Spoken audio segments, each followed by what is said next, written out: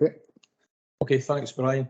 Like I said, good morning, everybody, and welcome to this morning's board meeting. We'll go straight into the agenda. I know we've got a few apologies this morning, but Brian will read them out for us.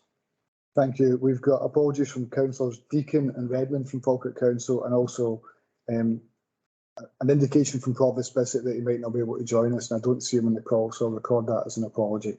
Okay, thanks for that, Brian. Any declarations of interest from members at this point before we move on? No. I don't see any indications from members. That's fine. That takes us on to item 3, the minute of the board meeting, which was held on the 25th of November last year. Can we agree that the accuracy of the minute, or is there any questions? Agreed. Agreed. Thank you. Agreed. Thank you. That takes us on to item 4, the revenue budget for 2022-23. Is that Elizabeth that's taking this one? Yes, I'm presenting it. Thank you. Thanks, Elizabeth. Good morning, everyone. This report provides the board with the forecasted financial position for the year to 31st of March as at December 2022. The report shows a forecast underspend of 219,000 for the year, which is a favourable movement of 17,000 since we last reported in November. Table A details out the various underspends, with the majority relating to the employee costs, and there are small variances that offset each other and net out to £3,000. Table B provides you with details of the favourable movement since last reported in November of £17,000.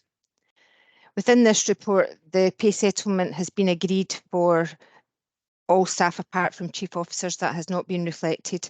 We had forecast £70,000 and the actual cost is now £66,000, and this is funded from in-year underspends. So we have now reached agreement for chief officers, but as I've said, it was too late for this report, so that will be reflected in the year-end position. I'm happy to take any questions. Thanks very much for the report, Elizabeth. I'll open it up to members for any questions regarding this item.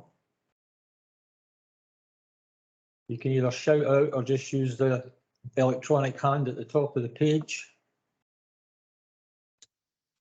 Nope, no questions. I got a question statement. Please excuse my ignorance, but when we have an underspend and we save money, what happens to it? Can we use it? Can we transfer that money to a different application of some sort? Or does it have to be kept within your budget? Elizabeth, can you provide an answer? It would be kept within the budget, and any underspend would fall to reserves at year end to be used in future years. I'm not really understanding the question. I'm sorry. No, I'm describing it badly. I really am. What I'm trying to get to is, can we take the underspend, the money, instead of putting it to reserves, putting it to a different department for a different use? No, because then we would be spending it and it wouldn't be an underspend. Right. We take account of this all year. We look at what our underspends are, and generally at the end of the year we will let them fall to reserves to fund future years. I see Lindsay's going to come in with a comment. Lindsay? Thanks. Yeah, just to echo what Elizabeth was saying there. So the underspend needs to be kept within the board. As you'll see, the next item on the agenda is the budget that I'm going to present for 23-24. So you'll notice in that there's a funding gap. So we need the reserves to fund any additional things that come up in the year. We're also using reserves to support the move from Hillside House, but we need those to support the funding gap. So we try to use reserves where we can and keep them in the range, a minimum level range, so as not to increase the requisitions to the other 3 authorities. So we try to manage that within the budget. So we have to keep those reserves within the board. It's a valuation board, but you'll hear it in the background, I know. Thank you. Sorry. Thanks very much. When you're not speaking, can I ask you just to put your microphones on mute? We're getting a bit of back chat here from somebody on the call. Thanks very much for your question there, Paul. Is there anybody else with any questions regarding this item? Or can we agree it and move on? Agreed. Elizabeth, Agreed. sorry, you've still got your hand up. Do you want to come back in?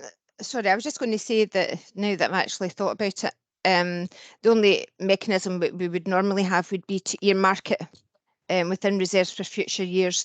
But as Lindsay's now explained, we need it to actually bridge the gap in future years. So that's all I was going to say. Okay, thanks, Elizabeth. Thank Thanks you. for that. Okay, that's agreed. We'll move on to item 3. That's the proposed revenue budget for 23-24. Lindsay, you're picking this one up. Yes, thank you. So this report details the proposed budget for consideration and makes recommendations on the required requisitions from Falkirk, Stirling and Lanarkshire councils. The forthcoming financial year again continues to present a challenging financial position for both the board and its constituent authorities. On that basis, when preparing the budget, as in previous years, any pressures that the board is facing are looked to be mitigated through savings first before increasing any requisitions. So the movement in expenditure budgets is set out in table 1 of the report. And after netting off the pressures and savings, expenditure is actually reducing by 83,000.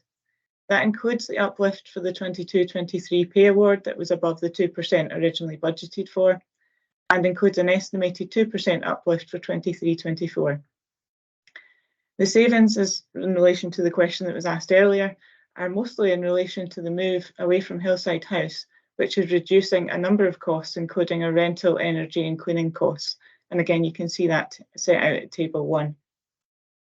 There's been no increase in the additional funding from the Scottish Government in relation to Barclay for 23-24. And these costs have been included in the overall funding position. As the work relating to Barclay beds in, this is now reported within the overall position and not identified separately as in previous years. So in setting this budget, reserves are being maintained within the previously approved level of between 3 and 6%. For 23-24, this equates to 125,000 and a figure of 4.1%. We felt it prudent to keep reserves at this level to offset any future reduction in funding and additional pressures, particularly in relation to the pay settlement for 23-24 that's not yet agreed. Details of the earmarked reserves are contained within section 6 of the report. In terms of requisitions, the amounts for each constituent authority is set out at table 4.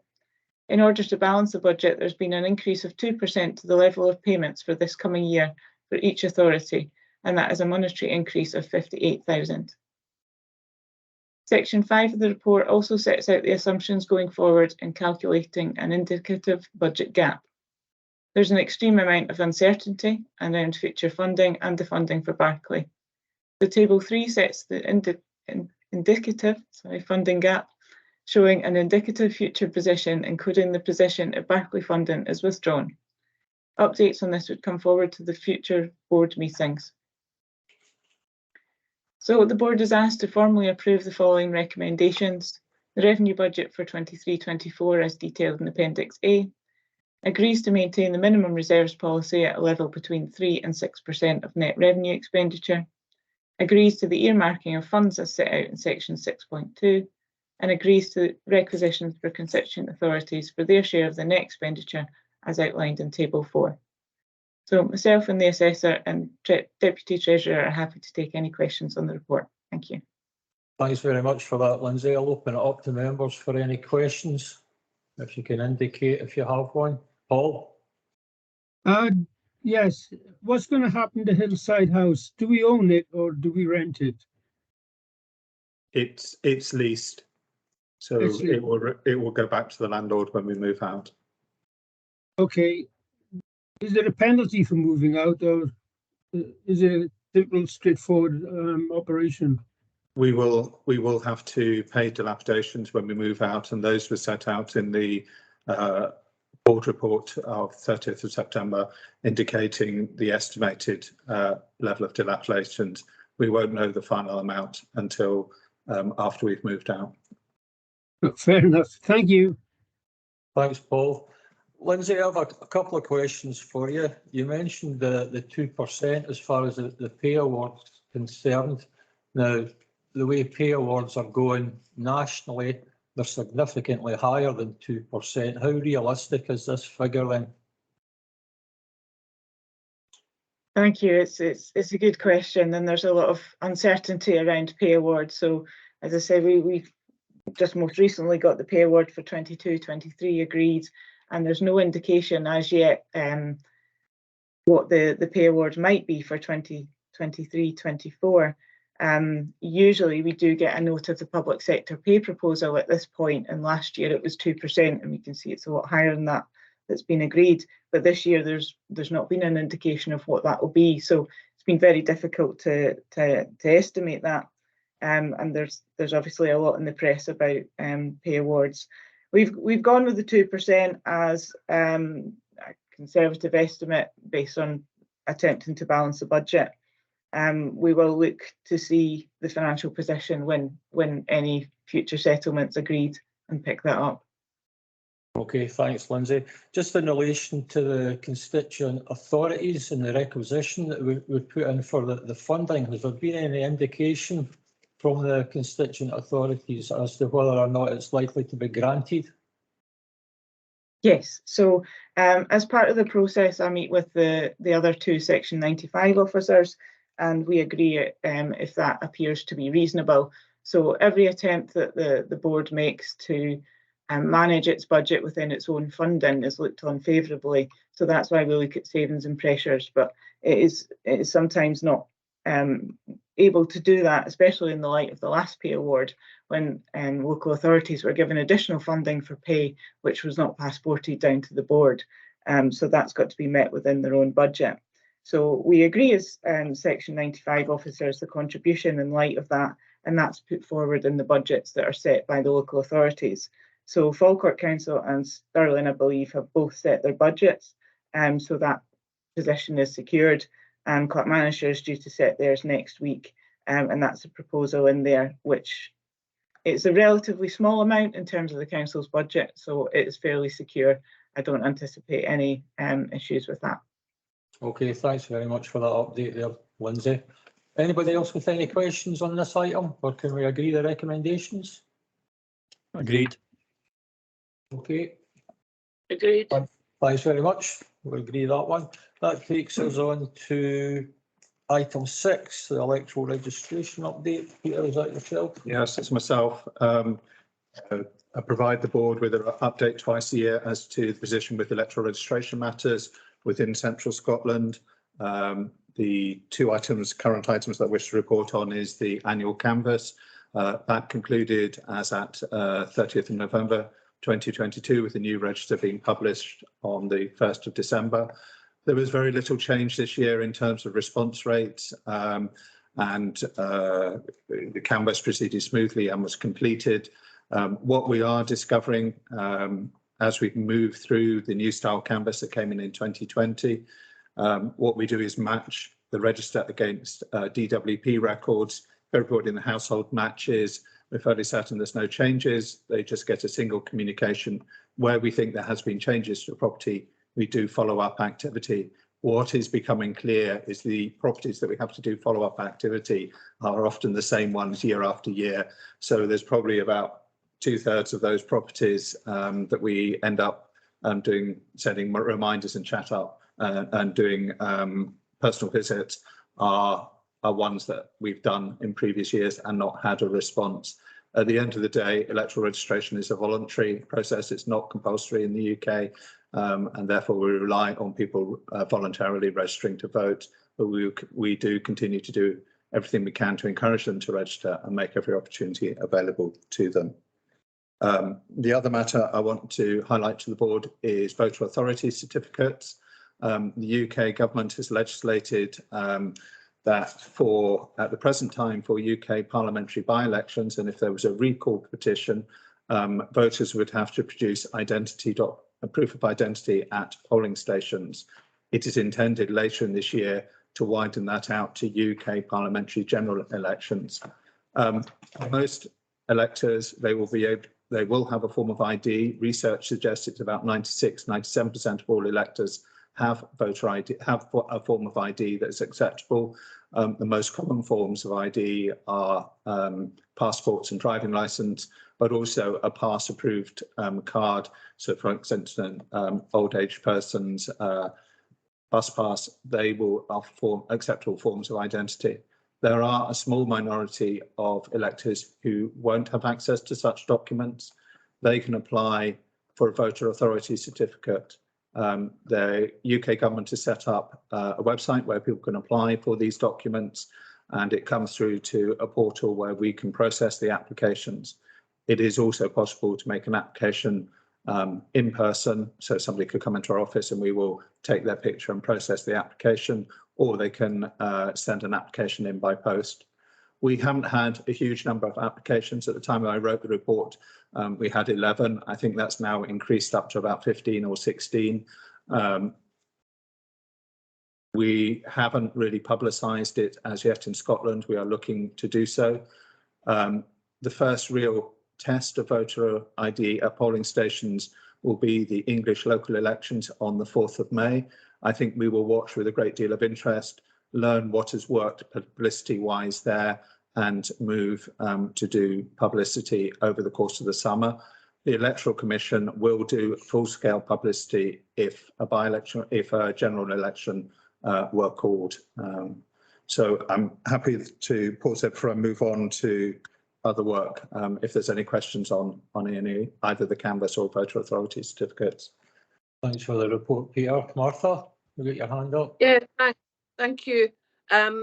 It's just the one thing you were saying about the about it's not going to happen until the general election or the what about the by-election that's coming up? Is that not no. under that as well? No, it's only UK elections, so it's only UK parliamentary elections in Scotland that are covered.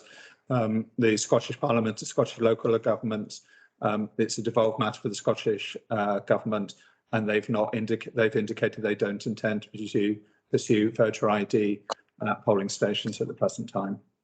Thanks. Thank you. Any other questions from members at this point? No. The other thing is just a future look. Councillor Benny has referred to the by-election that is taking place on the 16th of March for Bridge of Allen and Dunblane. We're working closely with the returning officer. The postal vote files were all sent off to the printers on Wednesday evening, so postal vote packs will be going out shortly. The other thing we are looking towards is the introduction of the ability to apply for a postal vote and in certain circumstances a proxy vote online, but that again will be only for UK elections. Once that service goes live, you can apply online for a postal vote for UK elections. That will require the provision of identifier like the national insurance number. For Scottish parliamentary elections or local government elections, the process will still be a paper-based one. So electors are going to have to navigate two processes, one to apply for a UK parliamentary postal vote, the other one to apply for a Scottish local government and parliamentary postal votes. We're working closely with both governments as to how to communicate that effectively to electors. The other change will be that postal votes for Westminster elections will need to be renewed every 3 years. The Scottish local government and parliamentary elections, it will be a refresh of signature every 5 years. So a person who's currently has a postal vote for both types will need to complete one form to renew their Westminster postal vote and another form to complete their Scottish local government and parliamentary postal vote. Those measures have yet to be introduced. It is looking like October before those measures come in. I will keep the board updated on that, but we are working closely with both governments and the Electoral Commission on messaging to electors so the voter is clear what they need to do.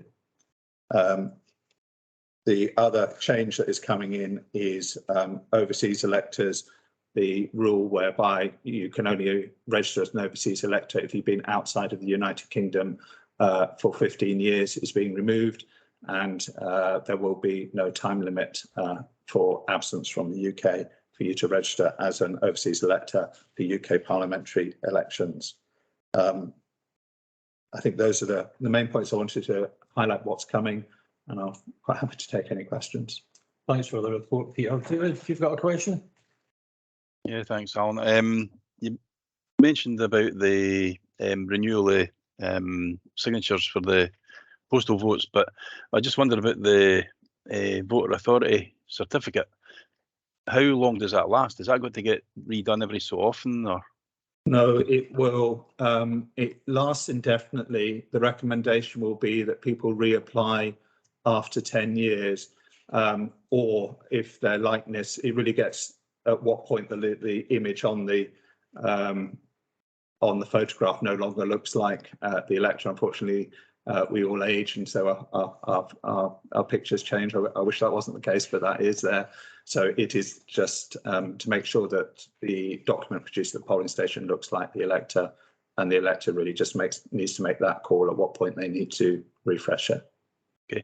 Is there going to be a charge for this, like they did with the driving licenses, so we get charged every 10 years? It's free. It's absolutely free.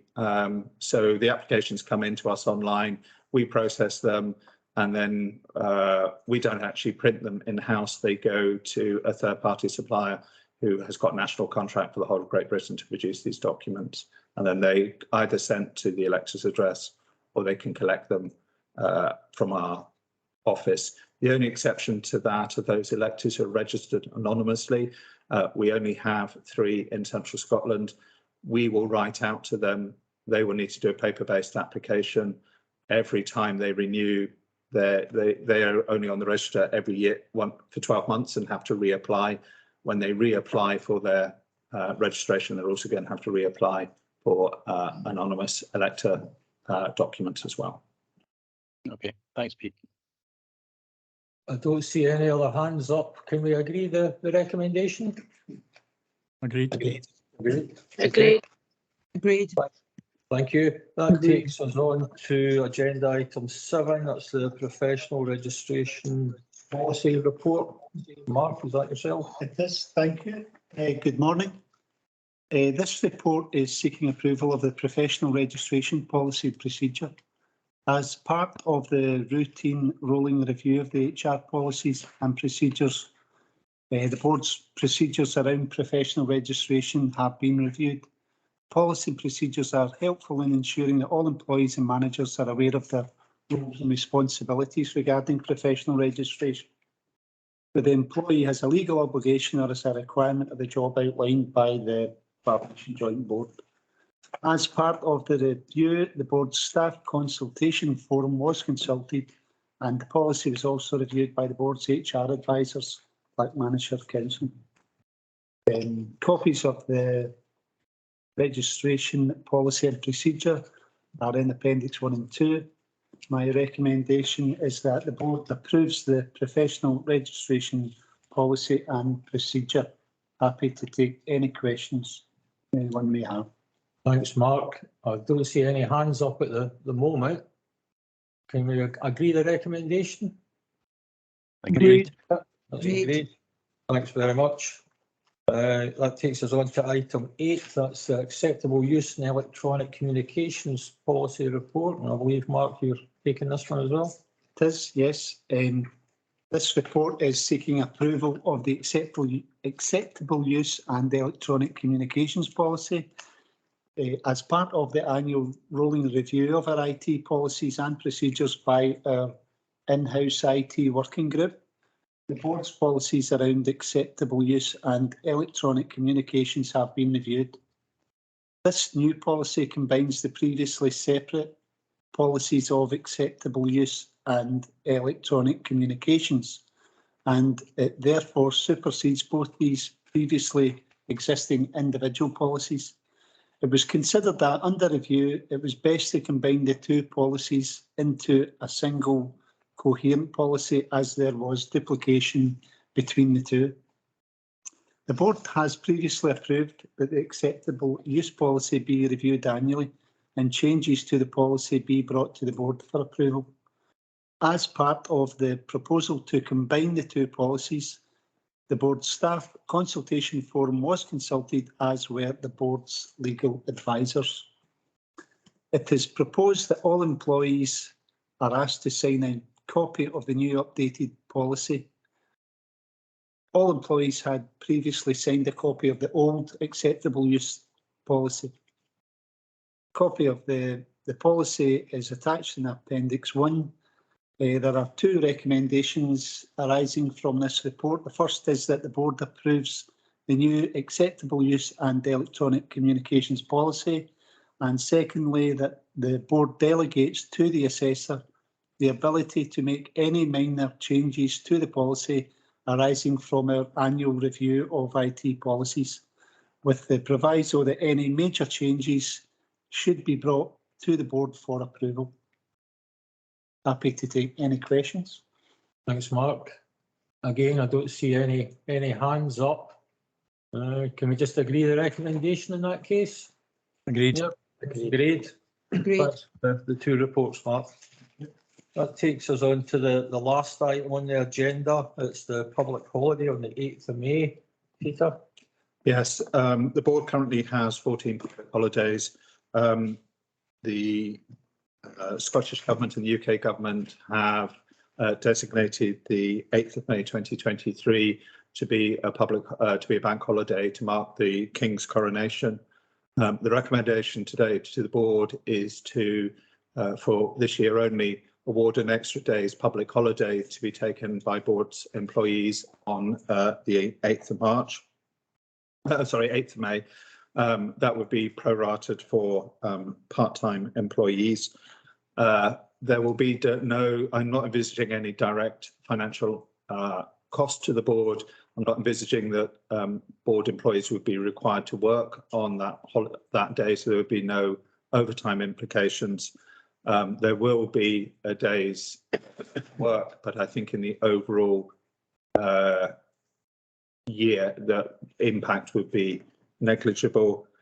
And therefore, I'm seeking approval for the board to grant 1 day's extra public holiday. Happy to take any questions. Thanks, Peter. Jim, you've got a question? Thank you. Peter, I'm just wondering, is it at all possible to have a cost put into the next paperwork for the holiday, if that's at all possible? Yes, I mean, I guess the only cost there won't be an impact on the board's finances in terms of no money is required. It's really just, in effect, the board's employees would get an extra day's leave, so you're losing 1 day's work, but there's no actual increased cost to the board as such. That's fine, thank you. Thanks, Jim. Thanks for the question. I don't see any other hands up. Can we just agree the recommendation? Agreed. Agreed. Thanks very much for that. Like I said, that concludes the formal business from this morning. Can I just thank you all for your attendance? And I look forward to seeing you at the next board meeting. Thank you, everyone. Right. Thank you. Cheers, bye. Bye.